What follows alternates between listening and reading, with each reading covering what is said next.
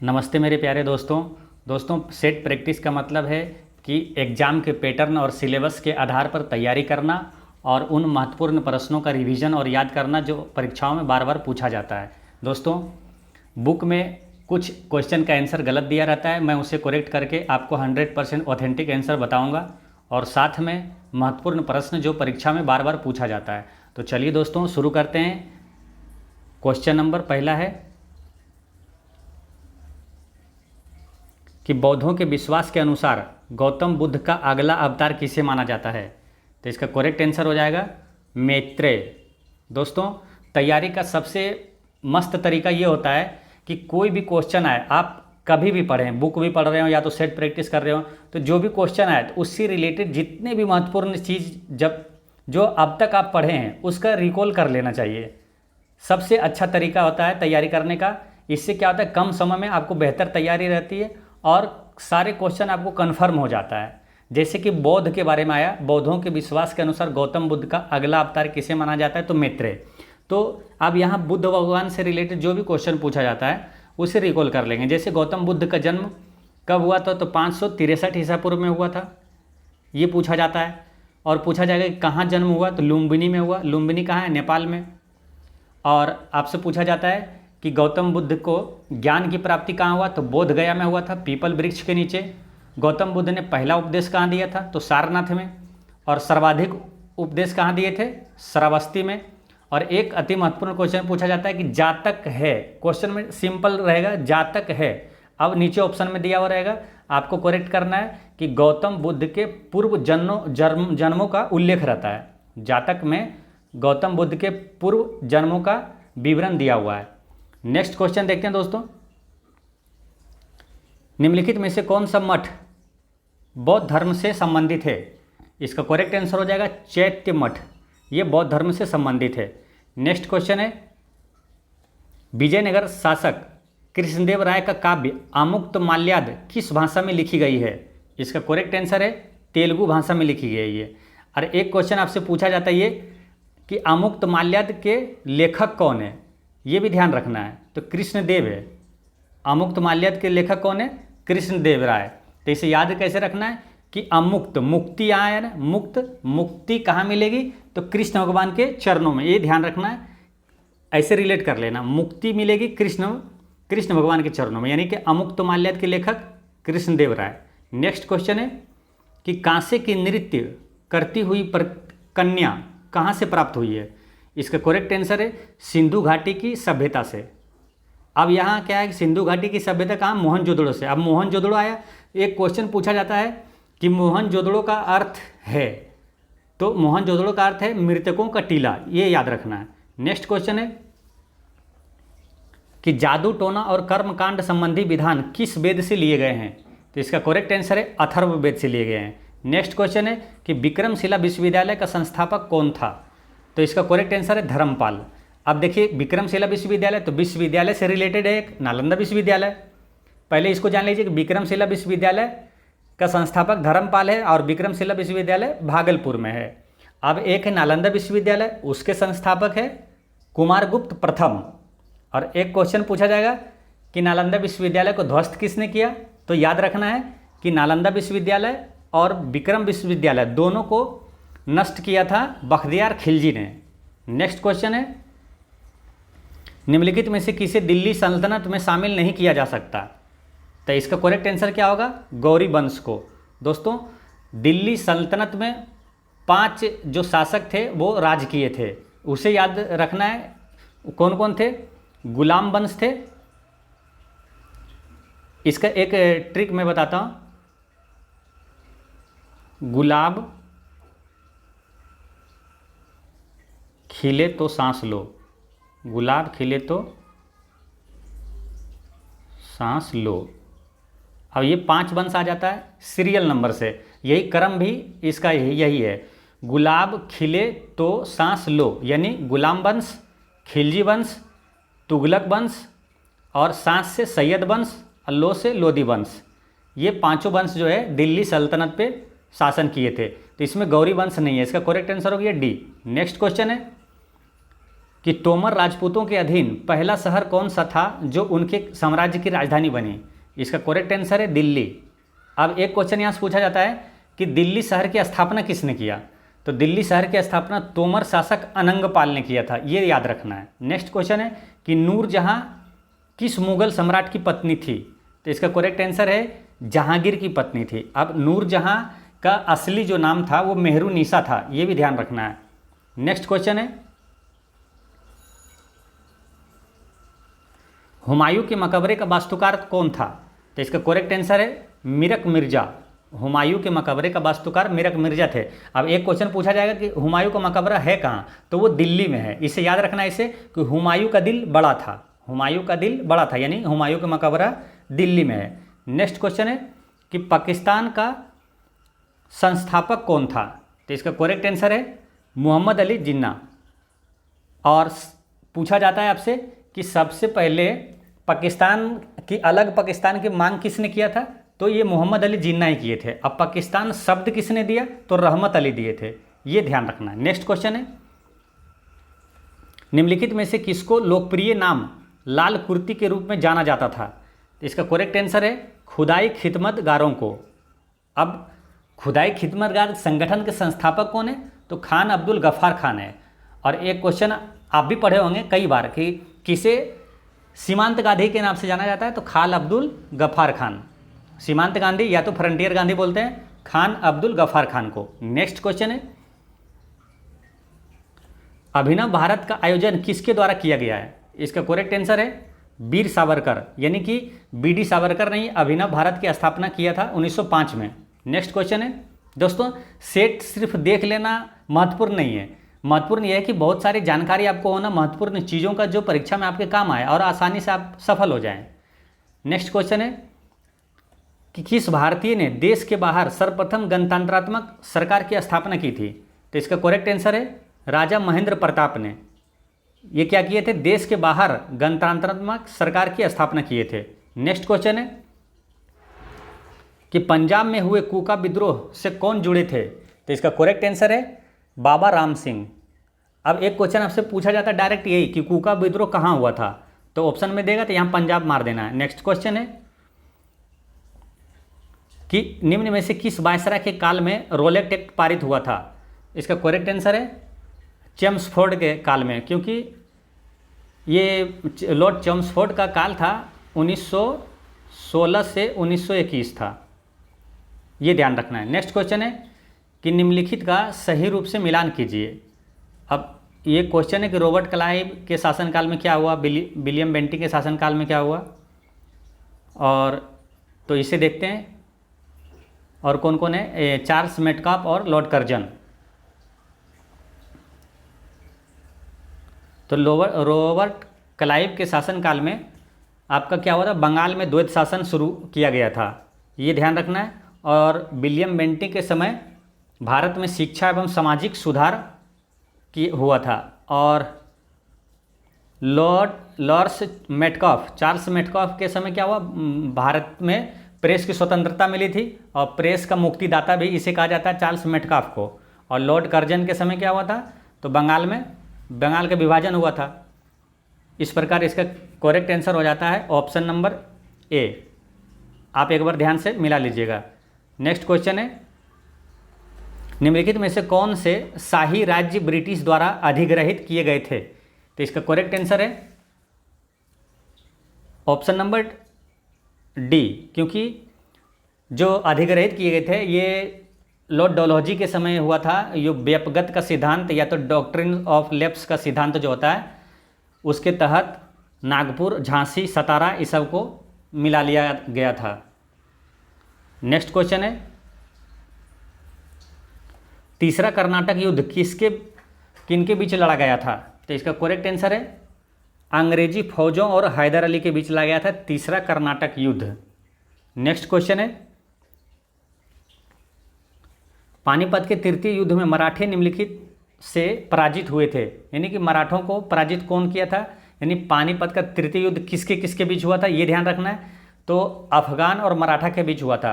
और अफगानी शासक उस समय था, अफगान की तरफ से लड़े थे वो अहमद शाह अब्दाली, ये ध्यान रखना है। दोस्तों ये पानीपत का जो युद्ध है, प्रथम, द्वितीय और तृतीय, ये पूछा जाता है आपसे क्वेश्चन, ये तीनों। तो ये ध्यान रखना है कि पानीपत का प्रथम युद्ध ये इब्राहिम लोदी और बाबर के बीच हुआ था 1526 में, पहला युद्ध। और पानीपत का दूसरा युद्ध 1556 में हुआ था अकबर और हेमू के बीच। ये सब नोट करते जाइएगा दोस्तों, काफ़ी इंपॉर्टेंट क्वेश्चन है। और पानीपत का तीसरा युद्ध हुआ था, तीसरा युद्ध अहमद शाह अब्दाली और मराठों के बीच हुआ था। तो मराठा क्या हुआ, पराजित हो गया था अफगान से। नेक्स्ट क्वेश्चन है, निम्न में से किसको ऑस्ट्रेलिया का लॉफिंग जैक कहते हैं? तो इसका करेक्ट आंसर है कूकाबारा को। ऑस्ट्रेलिया का लॉफिंग जैक है कूकाबारा, एक पक्षी है। नेक्स्ट क्वेश्चन है, बाड़ा क्राल शब्द किसके लिए प्रयुक्त किया जाता है? तो इसका करेक्ट आंसर है मसाई चरवाहे का बाढ़ से घिरा गांव। नेक्स्ट क्वेश्चन है कि अंटार्कटिका की खोज किसने की थी? इसका करेक्ट आंसर हो जाएगा जेम्स कुक। नेक्स्ट क्वेश्चन है,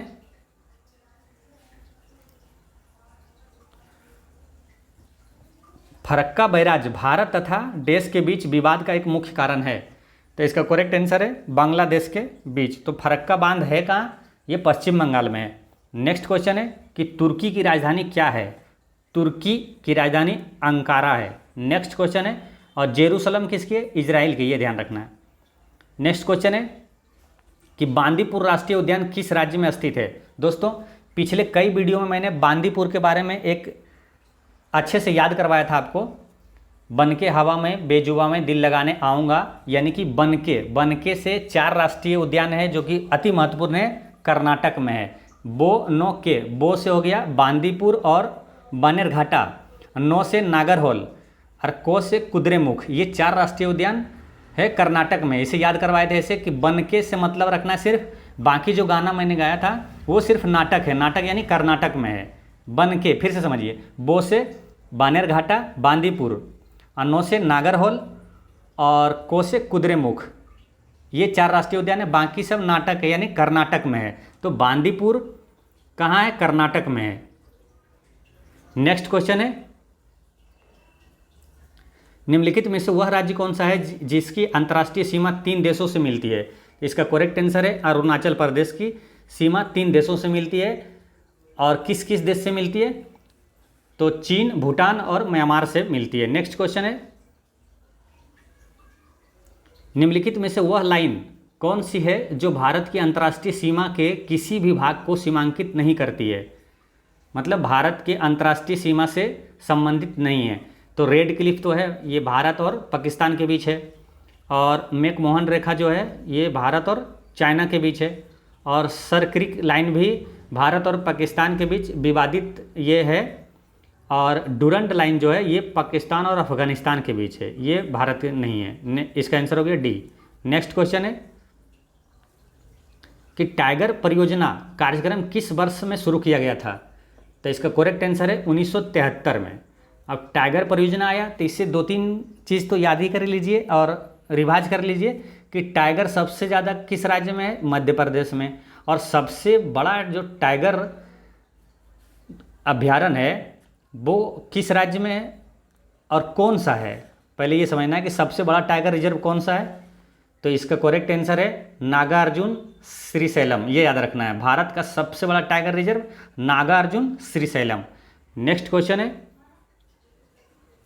जैव मंडल में सभी जीवित जातियां जीवित रहने के लिए एक दूसरे से परस्पर संबंधित है, इस जीवन आधारित तंत्र को क्या कहेंगे? तो पारितंत्र कहलाता है ये। नेक्स्ट क्वेश्चन है, ये मिलान करना है राजधानी। तो असम की राजधानी कहाँ है?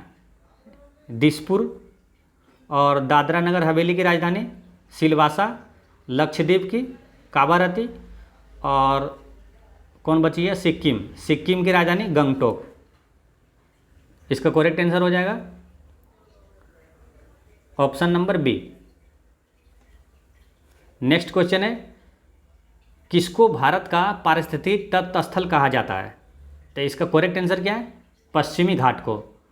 कभी भी जब भी आए तप्त स्थल या हॉट स्पॉट तो पश्चिमी घाट को पारिस्थितिकी तप्त स्थल या हॉट स्पॉट कहा जाता है। अब पश्चिमी घाट जब भी आए आपके दिमाग में आ जाना चाहिए सह्याद्री, क्योंकि पश्चिमी घाट को ही सह्याद्री कहा जाता है। नेक्स्ट क्वेश्चन है कि दाचीग्राम राष्ट्रीय उद्यान कहाँ है, तो दाचीग्राम कहाँ है, जम्मू कश्मीर में है। नेक्स्ट क्वेश्चन है कि निम्नलिखित में से भारत का कौन सा क्षेत्र पारिस्थितिकीय अति क्रियाशील स्थल हॉटस्पॉट यानी तप्त स्थल, तो कितनों बार पूछे आपको मारना है पश्चिमी घाट यानी सह्याद्री। नेक्स्ट क्वेश्चन, जनसंख्या में उच्च वृद्धि दर अभिलक्षण है, तो इसका करेक्ट आंसर है, देखिए जनसंख्या में वृद्धि दर कब होगी, जब उच्च जन्म होगा, जन्म ज़्यादा होगा और मृत्यु कम होगा। इसका करेक्ट आंसर हो गया बी। नेक्स्ट क्वेश्चन है, अवमूल्यन किया जाता है, तो इसका करेक्ट आंसर है निर्यात बढ़ाने के लिए किया जाता है। नेक्स्ट क्वेश्चन है, औसत मूल्य लागत 54 रुपया, औसत परिवर्ती लागत 36 रुपया तथा उत्पादित मात्रा 2500 इकाइयाँ हैं, तो फर्म की कुल अस्थिर लागत ज्ञात करें। इसका करेक्ट आंसर है option number C. Next question है, निम्न में से कौन सा कर संघ व राज्यों के बीच विभाजित नहीं किया जाता है, तो इसका करेक्ट आंसर है विक्रय कर। ये संघ और राज्यों के बीच विभाजित नहीं किया जाता है, क्योंकि विक्रय कर संघ व राज्य सरकार दोनों के द्वारा लगाया जाता है। नेक्स्ट क्वेश्चन है कि तात्कालिक रूप से मुद्रास्फीति को रोकने के लिए निम्न में से किसका उपयोग किया जाता है, मैंने मुद्रास्फीति को रोकने के लिए किसका उपयोग करेंगे, देखते हैं ऑप्शन।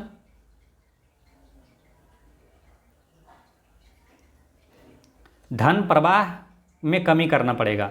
नेक्स्ट क्वेश्चन है कि प्रमुख वाणिज्यिक बैंकों का राष्ट्रीयकरण एक साथ किस वर्ष किया गया, तो पहली बार बैंकों का राष्ट्रीयकरण हुआ था 1969 में।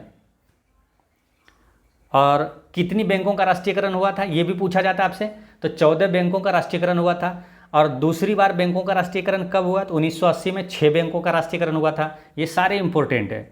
नेक्स्ट क्वेश्चन है, सिविल समाज सक्रियतावादियों द्वारा अपनाई गई पद्धतियाँ कौन सी है, तो इसका आंसर क्या होगा, इसका करेक्ट आंसर हो जाएगा सामूहिक जन संघर्ष। नेक्स्ट क्वेश्चन है कि निम्नलिखित राज्यों में से किसमें विधान परिषद नहीं है, तो दोस्तों विधान परिषद किसमें है ये ध्यान रखना है, ये याद रखेंगे तो आंसर आराम से कर सकते हैं। तो विधान परिषद वर्तमान में 6 राज्यों में है। मैंने उसे पिछले वीडियो में आपको याद करवाया था किस किस राज्य में है, तो उसे ऐसे याद रखना है कि महा आंध्रा बहरा, ठीक है, महा आंध्रा बहरा में आपका 4 राज्य आएगा, महा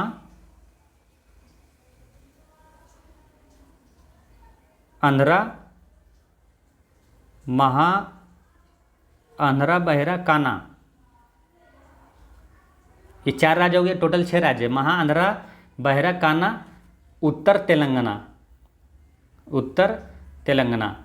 इसे एक बार आप समझ लेंगे तो आसानी से याद रहेगा हमेशा, उत्तर तेलंगाना।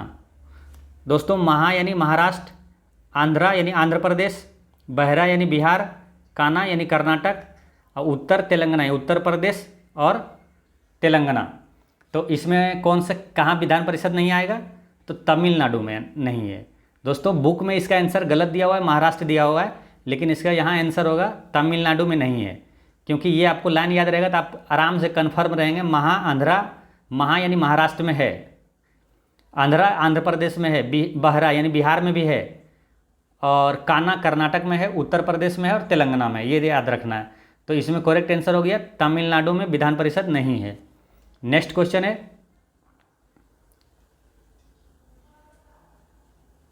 कि सच्चर समिति रिपोर्ट किससे संबंधित है, तो इसका करेक्ट आंसर है सच्चर समिति भारतीय मुसलमान से संबंधित है। नेक्स्ट क्वेश्चन है कि राजनीतिक लोकतंत्र का मूल निर्वाचक लोकतंत्र के आधारभूत अभिगृहित में होता है जो आधारित है, तो इसका करेक्ट आंसर है सार्वभौमिक वयस्क मताधिकार पर आधारित है। नेक्स्ट क्वेश्चन है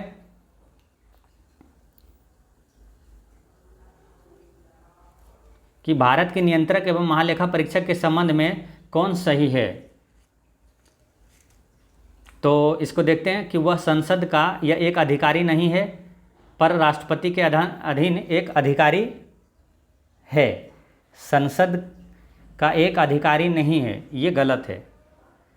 वह एकमात्र एक स्वतंत्र संवैधानिक प्राधिकारी है जो सीधे संसद के प्रति जवाबदेह नहीं है, ये सही है। इसका करेक्ट आंसर हो जाएगा ऑप्शन नंबर बी, केवल 2। और एक क्वेश्चन आपसे पूछा जाता है कि नियंत्रक एवं महालेखा परीक्षक किस अनुच्छेद में इसका जिक्र है, तो अनुच्छेद 148, ये याद रखना है, अनुच्छेद 148। नेक्स्ट क्वेश्चन है कि भारतीय संसद की निम्नलिखित में से किस एक समिति में राज्यसभा का कोई सदस्य नहीं होता है?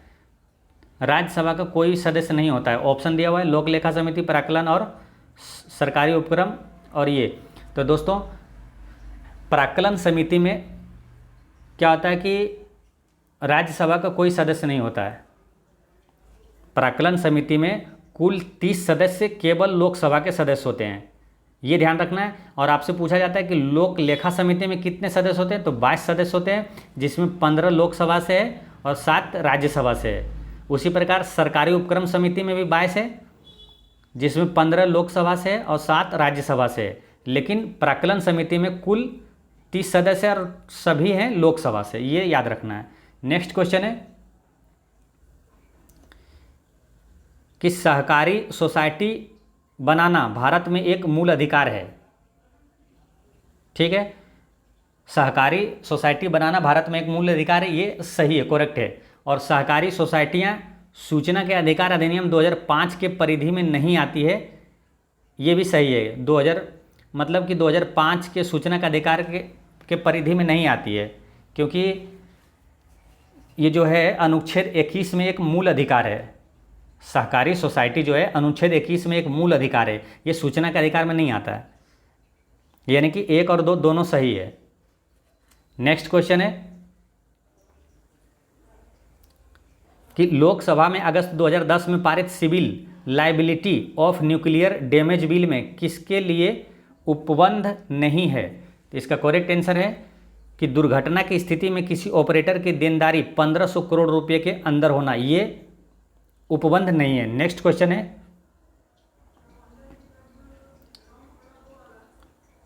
कि निम्नलिखित में से कौन सा एक भारतीय लोकतांत्रिक मॉडल की धारणीयता विशेषता नहीं है? तो इसका करेक्ट आंसर है ऑप्शन नंबर डी, ये भारतीय लोकतांत्रिक मॉडल की धारणीयता नहीं है कि एक जीवन संघीय संरचना के साथ शक्तिशाली औद्योगिक आधार, ये नहीं है भारतीय लोकतांत्रिक मॉडल की धारणीयता।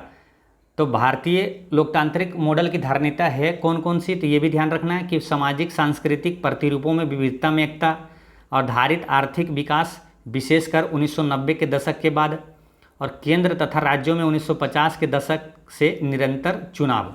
नेक्स्ट क्वेश्चन है कि निम्नलिखित रीटों में से एक का अक्षरशः अर्थ शरीर आपके पास लाया जाता है। तो दोस्तों इसका करेक्ट आंसर है बंदी प्रत्यक्षीकरण। बंदी प्रत्यक्षीकरण का मतलब होता है स्वशरीर उपस्थित होना। इसमें क्या है कि 24 घंटा के अंदर जज के समक्ष स्वशरीर उपस्थित करना पड़ता है दोषी को। दोस्तों यहाँ 2 इम्पोर्टेंट क्वेश्चन पूछा जाता है आपसे कि सुप्रीम मतलब रीट कौन जारी करता है? तो ये ध्यान रखना है, रीट सुप्रीम कोर्ट भी जारी करता है और हाई कोर्ट भी जारी करता है। ठीक है, तो अब रीट कितने होते हैं? 5 रीट होता है। एक उत्प्रेषण हो गया, फिर बंदी प्रत्यक्षीकरण, परम आदेश और आधार परीक्षा, अधिकार परीक्षा 4 हुआ, और एक है प्रतिषेध, 5 रीट हो गया। और फिर पूछा जाएगा आपसे कि सुप्रीम कोर्ट किस अनुच्छेद के तहत रीट जारी करता है? तो अनुच्छेद 32 के तहत। और हाई कोर्ट किस अनुच्छेद के तहत रीट जारी करता है? तो 226 अनुच्छेद के तहत। नेक्स्ट क्वेश्चन है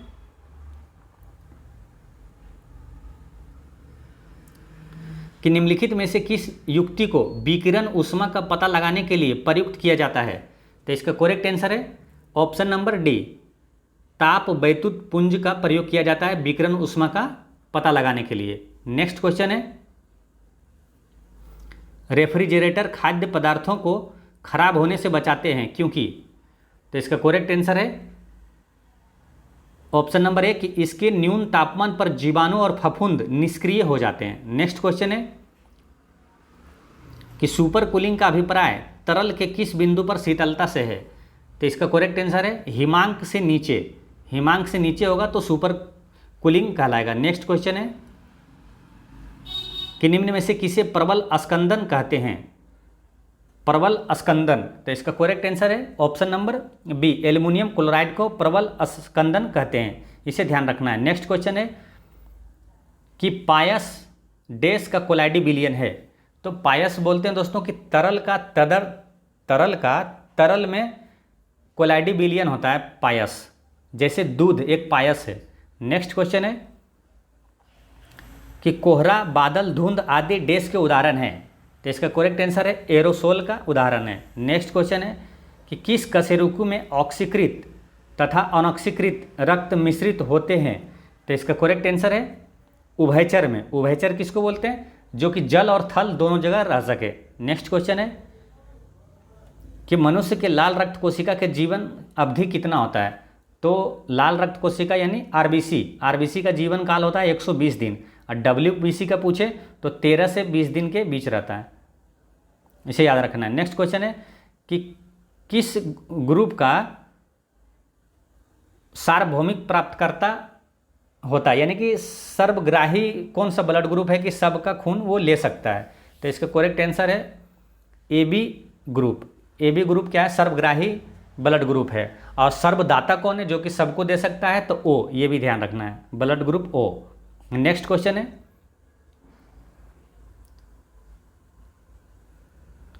रक्त समूह अथवा रक्त वर्ग की खोज किसके द्वारा की गई? इसका करेक्ट आंसर है लैंडस्टीनर एवं बेंडस्टीनर। रक्त समूह और रक्त वर्ग की खोज किया गया था लैंडस्टीनर एवं बेंडस्टीनर। इस नेक्स्ट क्वेश्चन है कि वर्ष 1946 में बनी अंतरिम सरकार में डॉक्टर राजेंद्र प्रसाद के पास कौन सा विभाग था? तो इसका करेक्ट आंसर है खाद्य एवं कृषि मंत्री थे doctor Rajendra Prasad. Next question है कि भारत के स्वदेशी आंदोलन के दौरान लिखा गया गीत अमार सोनार बांग्ला ने बांग्लादेश को उसके स्वतंत्रता संग्राम में प्रोत्साहित किया और उसे बांग्लादेश ने राष्ट्रीय गान के रूप में अपनाया। यह गीत किसने लिखा था? तो अमार सोनार बांग्ला गीत लिखा था रविंद्रनाथ टैगोर। रविंद्रनाथ टैगोर से महत्वपूर्ण क्वेश्चन याद रखना है कि सबसे पहले नोबेल पुरस्कार प्राप्त करने वाले भारतीय कौन थे? रविंद्रनाथ टैगोर। 1913 में मिला था। किस पुस्तक के लिए मिला था? तो गीतांजलि के लिए। नेक्स्ट क्वेश्चन है कि आचार्य विनोबा भावे के भूदान आंदोलन के प्रारंभ में निम्नलिखित स्थानों में से कौन सा एक उससे संबंध था? तो इसका करेक्ट आंसर है ऑप्शन नंबर सी, पोचमपल्ली, जो कि तेलंगाना में है। भूदान आंदोलन वहीं से प्रारंभ किए थे। और एक क्वेश्चन यहाँ अति महत्वपूर्ण आपसे पूछा जाता है कि रमन मैग्सेसे पुरस्कार प्राप्त करने वाले पहले भारतीय कौन थे? तो विनोबा भावे। और प्रथम सत्याग्रही कौन थे? तो आचार्य विनोबा भावे। ये सब इंपॉर्टेंट क्वेश्चन है। अब भूदान आंदोलन के प्रणेता पूछेगा तो आचार्य विनोबा भावे। नेक्स्ट क्वेश्चन है निम्नलिखित में से किसके कारण सार्वजनिक रोष की लहर उभरी जिसके फलस्वरूप जालियांवाला बाग में ब्रिटिश द्वारा जनसंहार की घटना हुई थी? तो दोस्तों ये रॉलेट एक्ट आया था ना, उसके विरुद्ध में ये हिंसा हुई थी और फिर परिणाम स्वरूप क्या हुआ? जालियांवाला बाग हत्याकांड हुआ था। इसका करेक्ट आंसर है the Rowlatt act. Next question है कि निम्नलिखित स्थानों में से कहाँ महात्मा गांधी ने भारत में सर्वप्रथम सत्याग्रह प्रारंभ किया? तो सत्याग्रह सबसे पहले कहाँ से किए थे? तो चंपारण से किए थे 1917 में, ये याद रखना है। और चंपारण आने का निमंत्रण किसने दिया था? तो राजकुमार शुक्ला ने, ये भी ध्यान रखना है। नेक्स्ट क्वेश्चन है कि गांधी जी के निम्नलिखित अनुयायियों में से कौन पेशे से एक शिक्षक था? तो इसका करेक्ट आंसर है JB कृपलानी, एक टीचर थे। नेक्स्ट क्वेश्चन है निम्नलिखित में से किसने नाइटहुड की उपाधि को अस्वीकार किया और भारत के लिए council of the secretary of the state में पद ग्रहण करना अस्वीकार किया? इसका करेक्ट आंसर है GK गोखले, यानी गोपाल कृष्ण गोखले। नेक्स्ट क्वेश्चन है भारतीय स्वतंत्रता संघर्ष के दौरान निम्नलिखित में से किसने फ्री इंडियन लीजन नामक सेना बनाई? फ्री इंडियन लीजन नामक सेना किसने बनाई थी? तो सुभाष चंद्र बोस ने बनाई थी। नेक्स्ट क्वेश्चन है स्वतंत्रता संग्राम के दौरान अरुणा आसफ अली किस भूमिगत क्रियाकलाप की प्रमुख महिला संगठन थी? तो इसका करेक्ट आंसर है भारत छोड़ो आंदोलन के दौरान ये भूमिगत क्रियाकलाप की प्रमुख महिला संगठन थी। नेक्स्ट क्वेश्चन है, निम्नलिखित क्रिप्स प्रस्तावों के प्रावधान में निम्नलिखित कथनों पर विचार कीजिए। यानी कि क्रिप्स प्रस्ताव का प्रावधान क्या था?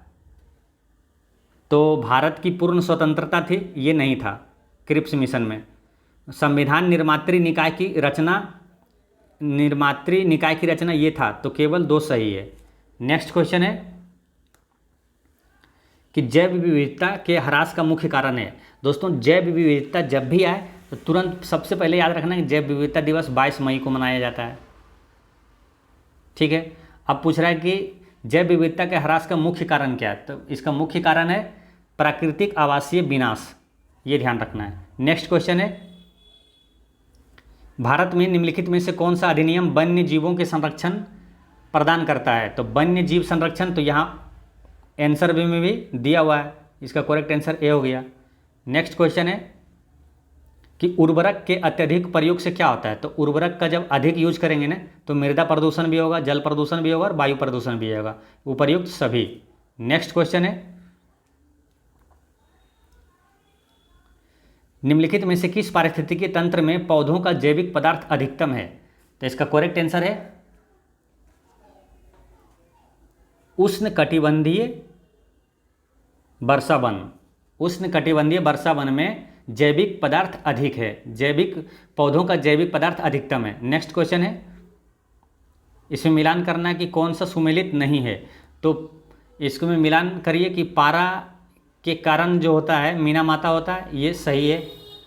और कैडमियम के कारण ही इटाई रोग होती है। और नाइट्रेट आयन के से ब्लू बेबी सिंड्रोम होता है। और ये फ्लोराइड आयन की कमी से अपच होता है, ये गलत है, क्योंकि फ्लोराइड आयन की कमी से दांतों में सड़न हो जाती है। इसका करेक्ट आंसर हो गया डी, ये सही मिलान नहीं है। नेक्स्ट क्वेश्चन है कि निम्नलिखित में से कौन सा भारत में स्थापित प्रथम राष्ट्रीय उद्यान है? तो भारत का पहला राष्ट्रीय उद्यान कौन सा है? जिम कॉर्बेट नेशनल पार्क है, ये ध्यान रखना है। और जिम कॉर्बेट नेशनल पार्क का शुरुआत में नाम था हेली नेशनल पार्क, और वर्तमान में भी नया नाम क्या है? रामगंगा नेशनल पार्क, ये याद रखना। और जिम कॉर्बेट नेशनल पार्क है कहाँ? उत्तराखंड में है, तो इसका करेक्ट आंसर हो गया बी। ठीक है, और ये सब इम्पोर्टेंट है, तो इसको याद कर लीजिए कि इसको ध्यान में है कि चंदौली राष्ट्रीय उद्यान कहाँ है? तो चंदौली राष्ट्रीय उद्यान है महाराष्ट्र में। जिम कॉर्बेट हो गया उत्तराखंड में। गिर वन का गिर गुजरात, ये ऐसे रिलेट रखना है, गिर गुजरात। और दुधवा कहाँ है? दुधवा राष्ट्रीय उद्यान हो गया यूपी में, इसे भी याद रखना है। नेक्स्ट क्वेश्चन है कि कौन सुमेलित नहीं है? तो इसमें क्या है कि कौन सा गैस और उसका स्रोत क्या है वो देखना है। तो देखते हैं कि कार्बन डाइऑक्साइड कहाँ से निकलती है? तो इसका स्रोत थर्मल पावर से, ये सही है, थर्मल पावर से ही कार्बन डाइऑक्साइड निकलता है। क्लोरोफ्लोरोकार्बन ऑटोमोबाइल से नहीं, क्लोरोफ्लोरोकार्बन का मुख्य स्रोत होता है रेफ्रिजरेटर यानी फ्रिज। ठीक है, यानी कि ये सुमेलित नहीं है, इसका करेक्ट आंसर ये हो गया। बाकी नाइट्रस ऑक्साइड जलमग्न धान के खेत से निकलता है, और सल्फर डाइऑक्साइड ईंट के भट्ठे से निकलता है, ये ध्यान रखना है। नेक्स्ट क्वेश्चन है कि हवा में तैरते हुए श्वसनीय सूक्ष्म कणों का आकार होता है? तो इसका करेक्ट आंसर है 5 माइक्रोन से कम होता है। नेक्स्ट क्वेश्चन है कि मीथेन के बाद बायोगैस का मुख्य घटक इनमें से कौन है? इसका करेक्ट आंसर है option number A carbon dioxide. Methane के बाद बायोगैस का मुख्य घटक है कार्बन डाइऑक्साइड। नेक्स्ट क्वेश्चन है निम्नलिखित युग्मों में से सही सुमेलित नहीं है, कौन सा नहीं है? तो बांदीपुर के मैंने बताया हूँ, बन के यानी कि बानेरघाटा, बांदीपुर और नो से नागरहोल, को से कुद्रेमुख, यानी ये कहाँ है? नाटक यानी कर्नाटक में है। बांदीपुर राष्ट्रीय उद्यान है कर्नाटक में, ये सही है। और मानस वन्यजीव अभयारण्य असम में, ये भी सही है। और पेरियार वन्यजीव अभयारण्य ये केरल में, ये भी सही है। सिमलीपाल राष्ट्रीय उद्यान ये मध्य प्रदेश में नहीं है, सिमलीपाल कहाँ है? उड़ीसा में है, इसका करेक्ट आंसर हो गया डी। नेक्स्ट क्वेश्चन है निम्नलिखित में से कौन सा सुमेलित नहीं है? तो कौन सा सम्मेलन है जो कि उससे संबंधित, इसका मिलान सही है या नहीं, इसको चेक करना है। तो देखते हैं कि कार्टेजेना प्रोटोकॉल ये बायोसेफ्टी से संबंधित है, ये सही है। और स्टॉकहोम सम्मेलन ये अनवरत जैविक प्रदूषण नियंत्रण से, ये सही है। मॉन्ट्रियल प्रोटोकॉल का संबंध ओजोन परत से, ये भी सही है। और क्योटो प्रोटोकॉल का संबंध जल संरक्षण से नहीं है, क्योंकि क्योटो प्रोटोकॉल का संबंध है ना ग्रीन हाउस गैस को कम करने के लिए क्योटो प्रोटोकॉल हुआ था, ये ध्यान रखना है। इसका करेक्ट आंसर हो गया डी। नेक्स्ट क्वेश्चन है, निम्न में से कौन सा सागरीय राष्ट्रीय उद्यान है? तो इसका करेक्ट आंसर है मन्नार की खाड़ी, ये क्या है? सागरीय राष्ट्रीय उद्यान है। नेक्स्ट क्वेश्चन है, निम्नलिखित में से कौन स्ववासन संरक्षण रणनीति का उदाहरण नहीं है? इसका करेक्ट आंसर है वानस्पतिक बाग। वानस्पतिक बाग जो होता है स्ववासन संरक्षण रणनीति का उदाहरण नहीं है। नेक्स्ट क्वेश्चन है कि समुदायों का पूर्ण क्रम जो क्रमशः एक निश्चित स्थान पर बदलता है क्या कहलाता है? तो इसका करेक्ट आंसर है शियर कहलाता है। नेक्स्ट क्वेश्चन है कि पारिस्थितिकी संक्रमण अवधारणा का सर्वप्रथम प्रयोग किया गया। इसका करेक्ट आंसर है बेनेट द्वारा किया गया था। पारिस्थितिकी संक्रमण का अवधारणा का प्रयोग बेनेट द्वारा सबसे पहले किया गया था। नेक्स्ट क्वेश्चन है कि राष्ट्रीय चंबल अभ्यारण्य निम्नलिखित में से किस राज्य का हिस्सा नहीं है? तो इसका करेक्ट आंसर है ये हरियाणा का हिस्सा नहीं है। राष्ट्रीय चंबल अभ्यारण्य यूपी, एमपी और राजस्थान का हिस्सा है। नेक्स्ट क्वेश्चन है कि निम्न में से किस जिले में बिहार का एकमात्र राष्ट्रीय उद्यान है? ये काफ़ी इंपॉर्टेंट क्वेश्चन है दोस्तों, कई एग्जामों में और बिहार के एग्जाम में खास करके ये पूछा जाएगा कि बिहार का एकमात्र राष्ट्रीय उद्यान कहाँ है? तो पश्चिम चंपारण में है वाल्मीकि राष्ट्रीय उद्यान, इसे याद रखना है। नेक्स्ट क्वेश्चन है कि अंतर्राष्ट्रीय पृथ्वी दिवस कब मनाया जाता है? तो अंतर्राष्ट्रीय पृथ्वी दिवस कब मनाया जाता है? 22 अप्रैल को। अब देखिए 22 अप्रैल का आंकड़ा समझिए, देखिए 22 मार्च को विश्व जल दिवस मनाया जाता है, 22 मार्च को। 22 अप्रैल को ये पृथ्वी दिवस मनाया जाता है और 22 मई को जैव विविधता दिवस मनाया जाता है। ये पृथ्वी दिवस हो गया था, ये अप्रैल है। देखिए तीनों सीरियल से है, जो मंथ है मार्च, अप्रैल, मई। 22 मार्च को विश्व जल दिवस, 22 अप्रैल को विश्व पृथ्वी दिवस, अब 22 मई को विश्व जैव विविधता दिवस।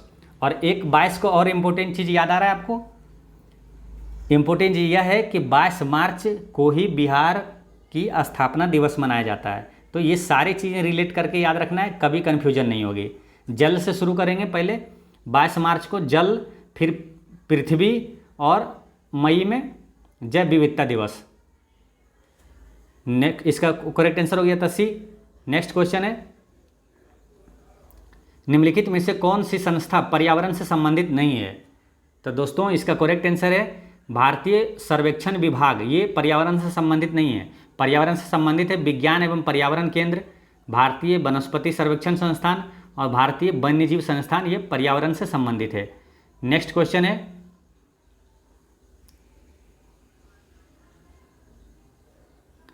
निम्नलिखित में से कौन सा स्थल वनस्पति संरक्षण हेतु स्वस्थान पद्धति नहीं है? तो इसका करेक्ट आंसर है वानस्पतिक उद्यान। ये क्या है कि वनस्पति संरक्षण हेतु स्वस्थान पद्धति नहीं है वानस्पतिक उद्यान। दोस्तों इस तरह टोटल 90 MCQ सब होता है समाप्त। और पिछले वीडियो में मैंने आपसे एक क्वेश्चन पूछा था कि वर्तमान में भारत का मुख्य न्यायाधीश कौन है? तो इसका करेक्ट आंसर है DY चंद्रचूड़। और आज का क्वेश्चन है कि भारत के पहले मुख्य न्यायाधीश कौन थे? तो इसका आंसर आप कमेंट में दीजिएगा और कोई भी डाउट हो तो कमेंट में पूछिएगा दोस्तों।